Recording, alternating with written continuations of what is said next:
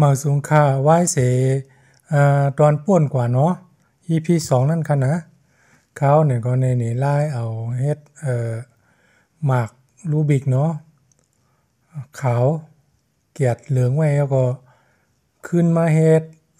เอาขาวอมขาวขึ้นเป็นจึงหนังไข่คาเปีขาวนี่ค่ะนะ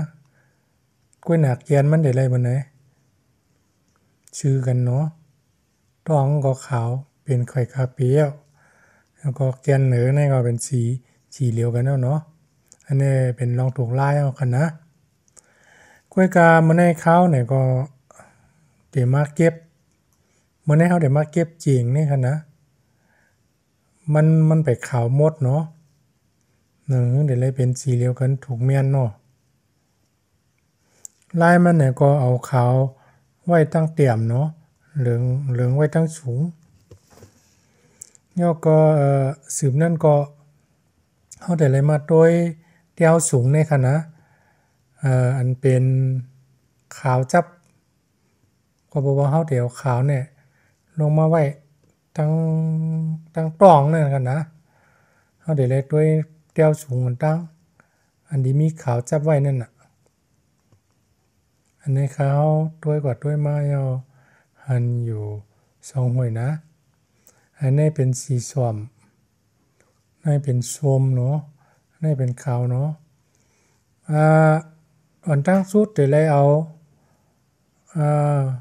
เกียนมันเนี่ยชื่อสีเหลียวกันเนาะซึ่งไหนอันนี้ใบถูกเนาะนี่เป็นส้มนี่เหลืองนี่ยังเป็นส้มอยู่แล้วริมหมากยังไงว่าชื่อเกียนนั่นนะริมมันแทงอันนี้โอเคบอกว่าแล้วเกียนมันซื้อกันเนาะขาวมีไม้ไผ่ขวาอันนี้เป็นสอมน้ำห้วนเนาะเอาเดี๋ยวแล้วส้มเนี่ยมาไว้ดังเนี่ยลายมันเนี่ยก็เพิ่งดิ่มชื้อเนี่ยก็ดิ่มขึ้นกว่ากำนึงเนาะไผ่ขวาเนาะขาวไม่ไผ่ขวาดิ่มไผ่ขวาขึ้นกำนึงดิ่มตั้งสูงเนาะเปลี่ยนมากขึ้นช่อมเข็มหนาดีน่ะเพราะฉะนั้นเราก็ขึ้นปั่นลงเนาะเขาเรียนว่าขาวกันแน่ถูกเมียนเนาะสีทั้งค้างเนี่ยก็เมียนจอมแกนเนาะแล้วก็สีภายในก็เมียนจอมแกนเนาะสอมหนังกันเนี่ยอันนี้ผมว่าโอเคเนาะไว้ในเนาะสืบน้ำแทงก็ด้วยทั้งสูงแทงเนาะอันนี้มีแทงหวยนึงอันนี้มันเป็นสีส้มเนาะไว้หนักแกนอันที่มันอยู่ไว้ติดภายในเนี่ยซ้ำเป็นแดงเนาะไปถูกกันแล้วก็ได้เลยริมมาทั้งหลายว่าอะไรกันนะอันนี้ก็เลยริมมาทั้งในทั้งอันนี้ก็ไปซื้อกันเนาะริมมาแทงนี่ก็ไปซื้อแทงริมมาแทงกำนึงเนาะโอเคอันนี้สีเมียนกันเนาะอันนี้แดงอันนี้ส้มอันนี้ขาวเนาะเฮ็ดซึ่งไล่เหมือนกันค่ะเพราะขาวมีไว้ไผ่ขวาเดี๋ยวเลยริมไผ่ขวาเนาะโอเคริมขึ้นกำนึงเนาะเยอะๆเกี่ยวๆเลยง่ายมันก็ริมเปลี่ยนมากขึ้นเนี่ยก็ริมโล่งเนาะก็เดี๋ยวเห็นว่าสีมันเนี่ยเต็มมาเนาะอันนี้ส้มเนี่ยสีเรียวกันอยู่ไผ่เรียวกันถูกก็แล้วก็เนี่ยแดงอยู่เร็วไผ่เร็วกันถูกก็โอเคนี่ก็เรียกกำได้ขึ้นมาด้วยแทงเนาะคือแทงช่องหวยเนาะด้วยทั้งสูงในแทงอย่างมีแทงเนี่ยมีเนาะมีกันในทำมาด้วยทั้งหลังเนี่ยมีไปกันในเนาะกล้วยกาเอาแต่ไรหือเนี่ยเมื่อไหร่เอาแต่ไรริมแกนเนี่ยกว่าจู้ขึ้นสีแกนนั่นเนาะอันนี้เขียวเหลืองเนาะไปถูกตีกันได้นะดิ่มมาดังนั้นดิ่มมาไผ่ทรายเนาะไผ่ทรายซื้อเกียนน่ะตาเนี่ยก็เมียนบอกว่าเนาะอันที่มีสีขาวอยู่ไว้นั่นนะลายมันเนี่ยก็เพราะมันอยู่ไผ่สูงเนาะแต่ลายริม คืนกำหนึ่งลิมกำหนึ่งย่อก็เดลัยลิมบิดไผ่ไส้เนาะ1กำย่อก็เดลัยเอาอันที่เขาลิมขึ้นมาใกล้เนาะลงมาขึ้นก่อนอย่าพมกว่าซุกซักตรงนั้นเนาะอันที่เขาลิมมาเมื่อไกลขึ้นนั่นนะเขาลิมมาขึ้นเดี๋ยวอันว่าเกียนเนี่ยมาอยู่ไว้อ่ะดีนะก้อยกาสีอยู่ที่จับค้างในห้ำเมียนกันเนาะเมียนกันแน่ขาวได้เมียนเนาะอยู่ทั้งค้างดีเลี้ยวได้ลิมหานะเป็นไงวะได้เป็นหวยในของเกียนมันซื้อกันเนาะแล้วขาวไม่ไปไผ่ขวาเนาะไผ่ในเขียวเนาะโอเคเฮ็ดซึ่งมาใกล้กันเนาะลิมขึ้นกำหนึ่งเปลี่ยนขึ้นลิมเปลี่ยนขึ้นลิมลงค่ะสีมันเมียนกันนะก็ไม่ได้เขียวก็เขียวแดงก็แดงขาวก็เมียนตีขึ้นหวยสุดท้ายอ่ะเนาะหวยรุ่นสุดอ่ะขึ้นมาด้วยโอเคเป็นไงว่าหวยเมื่อไกลดียังอยู่ร่างต้องขึ้นมาจอกมาอยู่ร่างสูงอ่ะ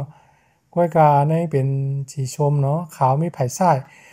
เมื่อก็หมดตั้งสุดในหมักไผ่ขวาอยู่ไว้ไผ่ขวาละลายกำเนิดไม่อยู่ไผ่ไส้เนาะไล่ไผ่ไส้เนี่ยก็เหมือนกันนะคะดิ่มเกียนมาซื้อๆนะเกียนสีที่เฮาเดียวดิ่มลงมากินตาเนี่ยนะพวงซื้อกันเย่าเนี่ยก็เมื่อไกลมีไผ่ขวาลิ่มไผ่ขวาก็ในเพราะมันมีไผ่ไส้เดี๋ยวเลยลิ่มไผ่ไส้เนาะคืนกำหนึ่งเนาะโอเคกำเด็ดด้วยก่อนเป็นไหนไว้นะคืนกำหนึ่งเปลี่ยนขึ้นเนาะ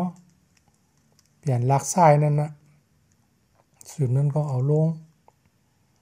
โอเคเขาแต่หันว่าสีชื่อกันเนาะเขียวชื่อกันเนาะโอเคก็ในเขาเดี๋ยวมาเล็ดลาดเนทางไล่หนึ่งเนาะผมหมายว่ามันอยู่พิษดีเนาะผมหมายว่ามันอยู่พิษดีวันไหนกว่าสีมีแผดเตียมมันเนาะมันเกิดในลาดนี่ปะเขาเดี๋ยวผมว่าเขาเดี๋ยวสีเนี่ยลอกอันนี้เป็นชอมแล้วก็สวมเนาะมันจะดีอยู่มันเนี่ยเขาเดี๋ยวไรเนี่ยเขาเดี๋ยวไรยกตัวนี้คือหนวนตั้งขึ้นมาต่างก่อนตั้งค่ะขึ้นมากำหนึ่งเนาะขึ้นมายังก็หลิมแล้วก็เก็บขึ้นก่อนเก็บสีเก็บล็อกแหวนตั้งไม่อย่าหึงเปลืองนั่นน่ะกำหนึ่งก็เกียนนี่อยู่ภายเกียนนี่เป็นซอมเนาะเขาอยู่ภายซ้ายเนาะเขาได้เลยดิ่มเกียนเนี่ยหึงเป็นสีเหลียวกันเนาะอันนี้เป็นซอมเนาะแดงเนาะขาวนี่หนูยุงมันเนาะลิมหากันลิมกว่าเด็กๆค่ะสีใบเมียนกับคนดิมแทงอันนี้ก็เป็นเจ้าแทงดิมแทงในโอเคอันนั้นเนี่ยสีเป็นอันเดียวกันเนาะ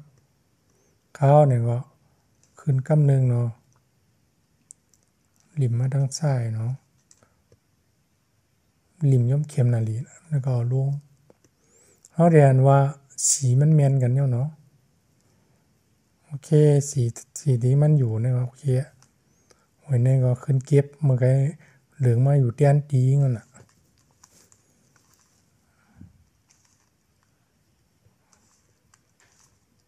โอเคเขา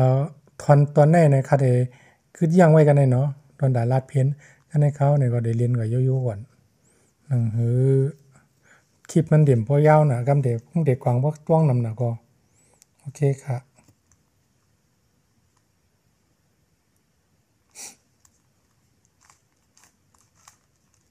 เรียนกับโยโย่เนาะ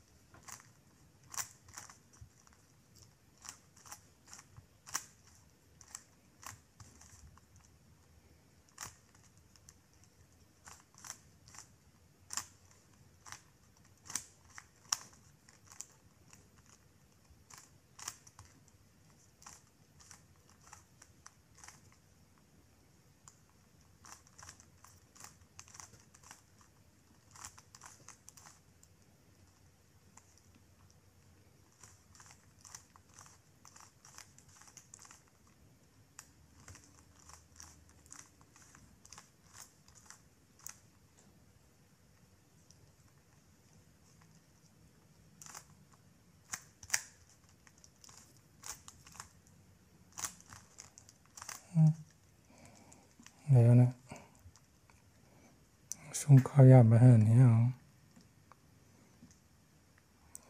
เจกันเนาะเมียนกันเนาะสีมันโอเคครับมาส่งค่ะ